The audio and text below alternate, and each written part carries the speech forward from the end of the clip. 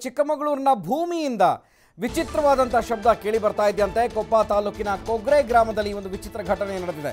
ಇವತ್ತು ಬೆಳಗ್ಗೆ 9:30ಗೆ ಈ ಶಬ್ದ ಕೇಳಿ ಬರ್ತಾ ಇದೆ. ಭಾರಿ ಶಬ್ದ ಕೇಳಿ ಬರ್ತಾ ಇದೆ ಅಂತ ಭೂಮಿಯ ಒಳಭಾಗದಿಂದ ಮನೆಯಲ್ಲಿ ಕೆಳಗಡೆ ಬೀಳ್ತಾ ಇದೆ ಪಾತ್ರೆಗಳು. ಈ ಒಂದು ಶಬ್ದಕ್ಕೆ, ವಿಚಿತ್ರ ಶಬ್ದಕ್ಕೆ ಗ್ರಾಮಸ್ಥರು ಕೂಡ ಬೆಚ್ಚಿ ಬಿದ್ದಿದ್ದಾರೆ. ಕೊಗ್ರೆ ಅನ್ನುವಂತಹ ಗ್ರಾಮ ಅದು. ಆ ಗ್ರಾಮಸ್ಥರು ಈ ಒಂದು ವಿಚಿತ್ರ ರೀತಿಯ ಶಬ್ದಕ್ಕೆ ಬೆಚ್ಚಿ ಬಿದ್ದಿದ್ದಾರೆ.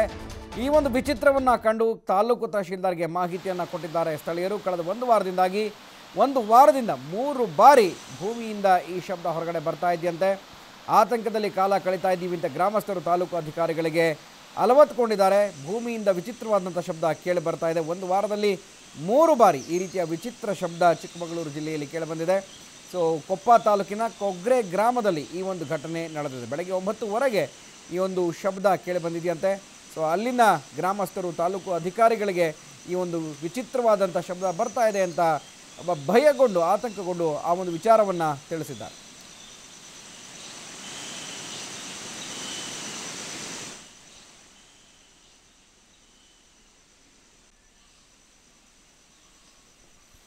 ಈ ಕುರಿತು ಹೆಚ್ಚಿನ ಮಾಹಿತಿಯನ್ನು ನಮ್ಮ ಚಿಕ್ಕಮಗಳೂರಿನ ಪ್ರತಿನಿಧಿ ಪ್ರವೀಣ್ ಕುಮಾರ್ ಮಾಹಿತಿಯನ್ನು ಕೊಡ್ತಾರೆ. ಪ್ರವೀಣ್, ಆತಂಕದಲ್ಲಿ ಕಾಲ ಕಳೀತಾ ಇದ್ದಾರೆ ಗ್ರಾಮಸ್ಥರು. ಈ ವಿಚಿತ್ರವಾದಂಥ ಶಬ್ದ ಅವ್ರನ್ನ ಸಾಕಷ್ಟು ಭಯಭೀತವನ್ನು ಉಂಟು ಮಾಡಿದೆ ಅಂತ.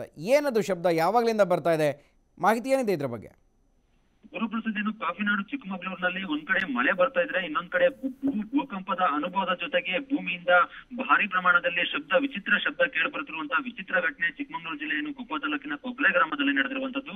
ಪ್ರಮುಖವಾಗಿ ಕಳೆದ 1 ವಾರದಿಂದ ಯಾರು ಕೂಡ ಶಬ್ದವನ್ನ ಯಾರಾದ್ರೂ ಅಥವಾ ಬೇಟೆ ಮಾಡುವವರು ಕಣ್ಣಿಂದ ಬಂದದ ಶಬ್ದ ಅಂತ ಅವರು ಕೂಡ ಯಾವುದೇ ಒಂದು ಗಮನ ಹರಿಸದೆ ಸುಮ್ಮನಿದ್ರು. ಆದ್ರೆ ಇದ್ದಕ್ಕಿದ್ದಂತೆ ಬೆಳಗ್ಗೆ 9:30 ಸುಮಾರಿಗೆ ಭೂಮಿ ಜರುಗಿದಂತಹ ಶಬ್ದ ಬಂತು. ಮತ್ತೆ ವಿಚಿತ್ರವಾಗಿ ಭೂಮಿಯಿಂದ ಕೇಳಿ ಬರ್ತಿದ್ದಂತಹ ಗದ್ದೆಯಲ್ಲಿ ನಾಟಿ ಮಾಡ್ತಿದ್ದಂತಹ ರೈತ ಮಹಿಳೆಯರು ಕೂಡ ಶಬ್ದವನ್ನ ಕೇಳಿ ಗಾಬರಿಗೊಂಡಿದ್ದಾರೆ. ಬಳಿಕ ಕಳೆದ 1 ವಾರದಲ್ಲಿ ಕೂಡ ಇದೀಗ 3 ಬಾರಿ ಶಬ್ದ ಕೇಳಿಬರೋದ್ರಿಂದ ಅದಕ್ಕೆ ಪುಷ್ಟಿ ನೀಡುವಂತೆ ಮನೆಯಲ್ಲಿದ್ದ ಪಾತ್ರೆಗಳು ಕೂಡ ಆ ಸಂದರ್ಭದಲ್ಲಿ ಕೂಡ ಕೆಳಗೆ ಜಾರಿ ಬಿದ್ದಿರುವಂತದ್ದು. ಇದರಿಂದ ಖಚಿತಪಡಿಸಿಕೊಂಡಂತಹ ಗ್ರಾಮಸ್ಥರು ಇದೀಗ ಕೊಪ್ಪ ತಾಲೂಕಿನ ತಹಸೀಲ್ದಾರ್ ಅವರಿಗೆ ಮನವಿಯನ್ನ ಸಲ್ಲಿಸಿದ್ದಾರೆ ಮತ್ತು ದೂರನ್ನ ನೀಡಿದ್ದಾರೆ. ಇದೀಗ ಕೊಪ್ಪ ತಾಲೂಕಿನ ಕೆಲ ಭೂ ಸಂರಕ್ಷಣಾ ಅಧಿಕಾರಿಗಳು ಸೇರಿದಂತೆ ಕಂದಾಯ ಇಲಾಖೆ ಅಧಿಕಾರಿಗಳು ಸ್ಥಳಕ್ಕೆ ಭೇಟಿ ನೀಡಿ ಪರಿಶೀಲನೆ ಮಾಡಿದ್ದಾರೆ. ಆದ್ರೆ ಒಂದ್ ಕಡೆ ಮಳೆ ಬರ್ತಿರೋದ್ರಿಂದ ಯಾವುದೇ ಸ್ಥಳಕ್ಕೆ ಹೋಗೋದಕ್ಕೂ ಕೂಡ ಜನರಿಗೂ ಕಷ್ಟ ಆಗ್ತಿದೆ.